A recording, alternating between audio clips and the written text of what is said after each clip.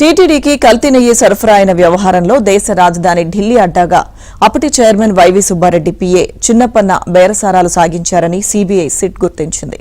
Premier dairy managing director Jaganmohan Gupta Delhi MP నివాసంలోని ఒకరి ఫ్లాట్లో చిన్నపన్నను కలిశారు.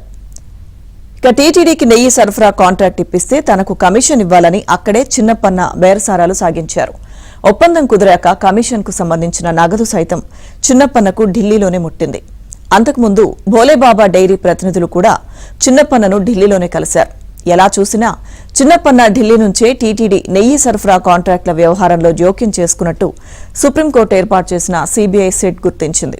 ఇందుకు ప్రీమియర్ డైరీ యజమాని ఢిల్లీలో చిన్నపన్నను కలిసిన ఎంపీ నివాసం ఎవరిది? ఇక ఎవరి అండా లేకుండా చిన్నపన్న టీటీడీ నెయ్యి సరఫరా కాంట్రాక్టు వ్యవహారాల్లో జోక్యం చేసుకోవడం ఎలా సాధ్యమన్న ప్రశ్నలు కీలకంగా మారాయి.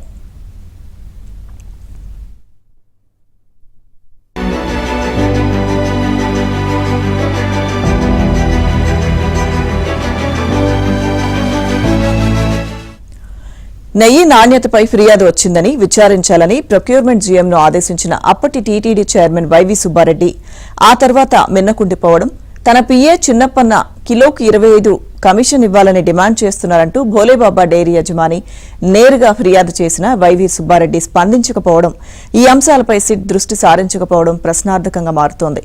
2020 నుంచి 2023 వరకు టీటీడీకి వైష్ణవి డైరీ తరపున సరఫరా చేసిన ఆవు నెయ్యి కల్తీదని తెలిసినా అదే అసలు సిసలైన స్వచ్ఛమైన ఆవు నెయ్యి అని ఇటు ల్యాబ్లను అటు టీటీడీ అధికారులను అపూర్వ చావ్దా మేనేజ్ చేయగలిగారు. ఇందుకు టీటీడీ అధికారులు ప్రత్యక్షంగా పరోక్షంగా సహకరించారు. దీంతో చావ్దా చేసిన కల్తీ పనులు రాజమార్గంలో సాగిపోయాయి. ఫలితంగా చిన్నపన్న ఖాతాలో కోట్లాది రూపాయలు వచ్చి పడ్డాయి. అపూర్వ చావ్డాకు హవాలా మార్గంలో 19.86 కోట్లు చేరాయి. టీటీడీ డైరీ నిపుణుడు మద్ది విజయభాస్కర్ రెడ్డికి 75 లక్షలు, కమిషన్ ఏజెంట్కు 31 లక్షలు ముట్టాయి.